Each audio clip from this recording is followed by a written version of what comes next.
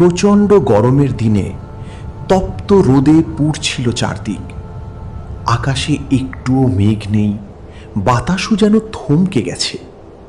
একটি তৃষ্ণার্ত কাক অনেকক্ষণ ধরে পানি খুঁজছিল। তার গলা শুকিয়ে গেছে, ডানা ভারী হয়ে এসেছে। সে এক গাছ থেকে আরেক গাছে উড়ে বেড়ালো, কিন্তু কোথাও এক ফোঁটা পানিও পেল না। হঠাৎ তার চোখে পড়ল একটি মাটির কলসি। কলসিটি একটি পুরনো উঠোনে পড়েছিল। কাকটি দ্রুত উড়ে গিয়ে কলসির ধারে বসল।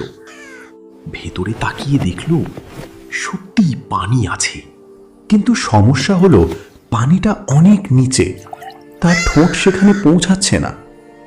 কাকটি কয়েকবার চেষ্টা করল, ঠোঁট ঢুকিয়ে পানি তুলতে চাইল, কিন্তু কোনো লাভ হলো না।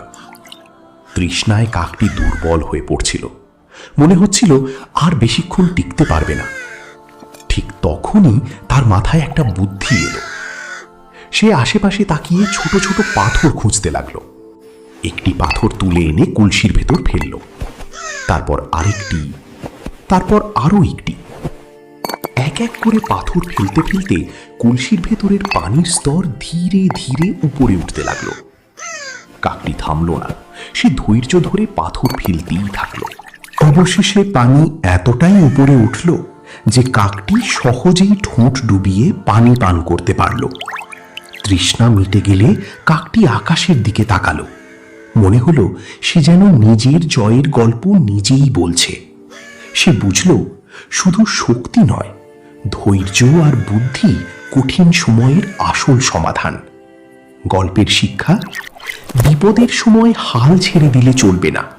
শান্ত মাথায় ভাবলে, বুদ্ধি খাটালে অসম্ভবকেও সম্ভব করা যায়। ধৈর্য ও বুদ্ধি, এই দুটোই জীবনের সবচেয়ে বড় শক্তি। গল্পটি ভালো লাগলে লাইক, কমেন্ট ও শেয়ার করতে ভুলবেন না। আর পরবর্তী ভিডিওতে কেমন গল্প চান কমেন্টে জানাতে পারেন।